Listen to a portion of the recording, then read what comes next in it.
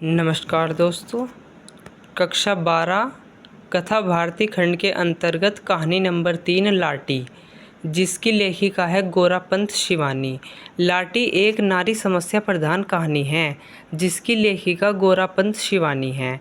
लाठी की जो कहानी है उसमें पहला पात्र है कप्तान जोशी। ये इस कहानी के नायक हैं। दूसरी पात्र है बानो। बानो ही अंत में लाटी बनती है और तीसरी पात्र है नेपाली भाभी। अब देखिए इस कहानी का उद्देश्य क्या है। सबसे पहले हम हेडिंग डालेंगे परिचय और लिखेंगे कि लाटी प्रमुख आधुनिक महिला कहानीकार गोरापंत शिवानी द्वारा रचित नारी समस्या प्रधान कहानी है, जिसमें नारी की व्यथा, पीड़ा, उपेक्षा आदि का चित्रण है। कहानी का उद्देश्य निम्नलिखित है। अब हेडिंग डालेंगे उद्देश्य। देखे लिखेंगे लाटी कहानी में लेखिका घरेलू स्त्री के जीवन की समस्याओं का चित्रण करती है। जब परिवार में किसी स्त्री का पति कार्यवश बाहर चला जाता है तो परिवार के शेष लोग उसे केवल अपना अपना कार्य कराने की मशीन या सेविका समझ लेते हैं। उसके प्रति स्नेहिल वातावरण क्रूरता, ताने, कटु वाक्यों आदि से भरा वातावरण हो जाता है।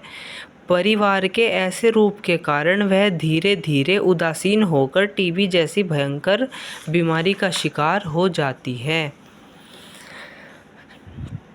कहानी स्पष्ट करती है कि नारी ही नारी की शत्रु है। रूप व पद प्राप्त करते ही वह अपने स्वरूप पर अत्याचार करती है।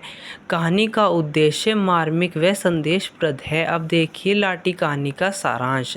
सारांश का अर्थ होता है पूरी कहानी को कम शब्दों में लिख देना। इसमें कुल 6 हेडिंग है। पहली हेडिंग है कि नैनीताल के गोठिया सैनिटोरियम में कप्तान जोशी एवं बानो। फिर हम इसके अंदर लिखेंगे। दूसरी हेडिंग है कप्तान द्वारा बानो की सेवा सुषमा एवं ठीक होने की आशा। फिर इसके अंदर लिखेंगे। फिर तीसरी हेडिंग है नेपाली भाभी का आचरण एवं उनकी मृत्यु। फिर चौथी हेडिंग लिखेंगे बानो का ठीक न होने पर सैनिटोरियम से निकलना। फिर 5वीं हेडिंग है बानो का गायब होना एवं कप्तान का पुनर्विवाह। और छठी हेडिंग लिखेंगे कहानी का मार्मिक अंत एवं बानो का लाटी रूप में मिलना। अब हम बारी बारी से इन हेडिंग के अंदर लिखेंगे। देखिए परिचय वही है कि लाठी प्रमुख आधुनिक कहानीकार महिला गोरापंत शिवानी द्वारा रचित नारी समस्या प्रधान कहानी है, जिसमें नारी की व्यथा, पीड़ा, उपेक्षा आदि का चित्रण है। कहानी का सारांश निम्नलिखित है। पहली हेडिंग देखिए नैनीताल के गोठिया सैनिटोरियम में कप्तान जोशी एवं बानो। नैनीताल के गोठिया सैनिटोरियम में कप्तान जोशी की मुलाकात बानो से होती है।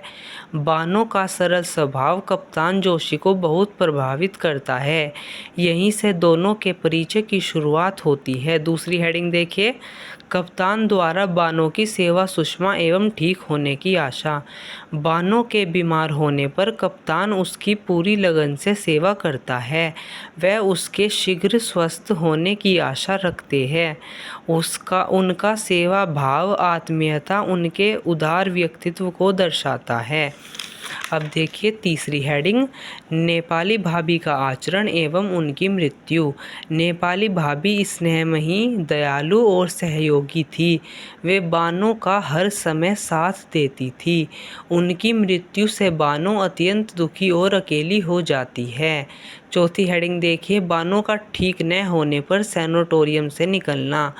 बानो के स्वास्थ्य में सुधार न होने पर उसे सैनिटोरियम छोड़ना पड़ता है।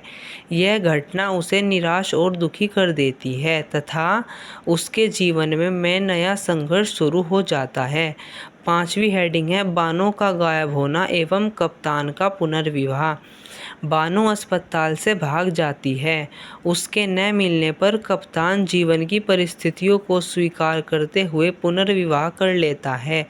यह घटना उसके जीवन में नया मोड़ लाती है।